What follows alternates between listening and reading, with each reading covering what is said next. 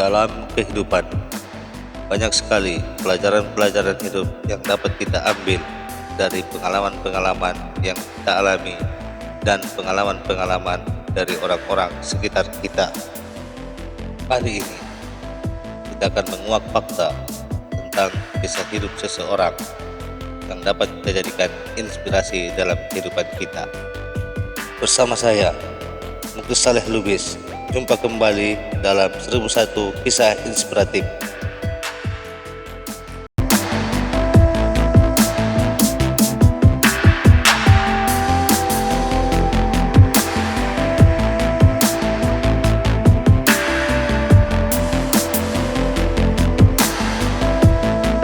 Kali ini kita bersama seorang partisipan berusia 23 tahun akan menuturkan kisah inspiratifnya kepada kita semua.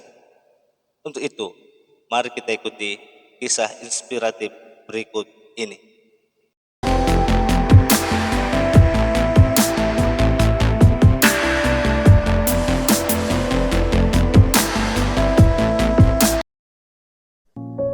Ya, pengalaman terpahit yang saya alami selama hidup saya,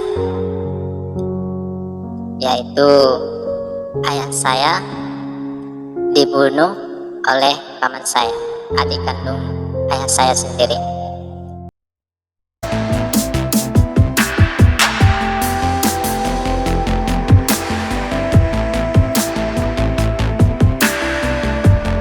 Kejadiannya persis sebelum saya berusia 1 tahun. Kejadiannya pas di hari Jumat bulan 12 tahun 98. Kejadiannya di sawah.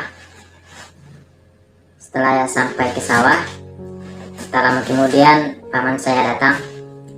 Sebelum hari itu sudah ada rencana untuk menghabisi atau membunuh ayah saya. Dan luka saat itu, lukanya ada di tangan karena rencana untuk menebas leher, tapi ayah saya berupaya menangkis dengan tangan, dan tangan hampir terpotong, dalam artian hampir lepas tangannya. Tetapi ayah saya masih bisa menangkis dengan tangan, sehingga tangannya hampir putus dan meninggalkan beberapa bekas tebasan. Di kepala ada 5 bagian, dan bagian dada pun ada, sehingga darah itu begitu bercucuran. Dan saya kurang ingat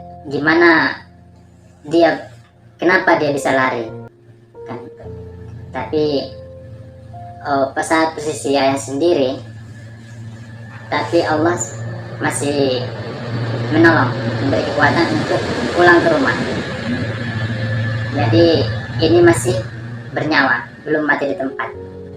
Jadi ayah saya sampai ke rumah, orang sudah heran karena sudah bercucuran darah, tangan udah gak bisa dibayangkan lagi.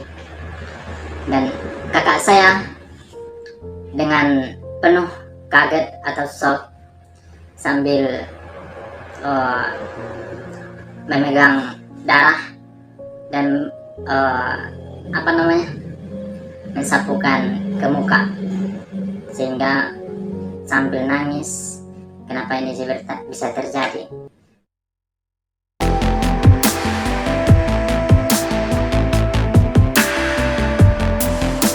Saya jadi orang pendiam. Karena kenapa? Karena ketika saya melihat orang lain atau anak lain seusia saya punya ayah, saya ingin punya ayah. Kasih sayang itu perlu. Dan di usia itu saya sadar bahwa saya itu sedang kehilangan kasih sayang dari sosok ayah. Ayah saya dibunuh oleh paman saya sendiri, paman kandung. Bisa dibilang mengganti ayah seharusnya, tapi dibunuh. Dan saat itu ketika saya melihat orang bergandengan tangan dengan ayah, setelah muncul rasa dendam bahwa karena paman itu saya tidak lagi punya ayah. Maka timbullah bagaimana caranya anak-anaknya baik bisa merasakan apa yang saya rasakan. Dendam terus. Jelas pernah sekali. Bahkan saya cari-cari alamat, di mana alamatnya, di mana rumahnya, itu pernah.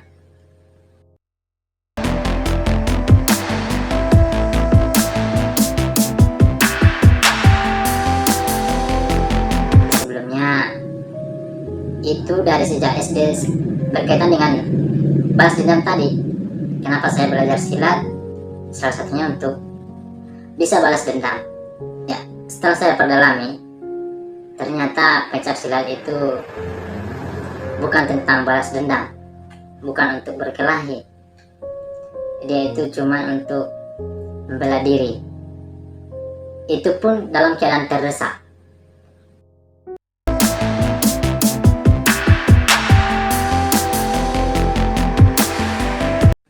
Di sini saya sudah memaafkan karena saya tahu semua sudah terbalas.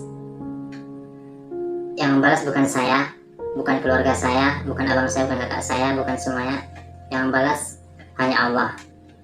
Dan saya sudah lihat dan saya sudah memaafkan. Dan sekarang tidak lagi dendam-dendam, sama sekali tidak ada dendam. Seandainya pun saya berjumpa mungkin di jalan,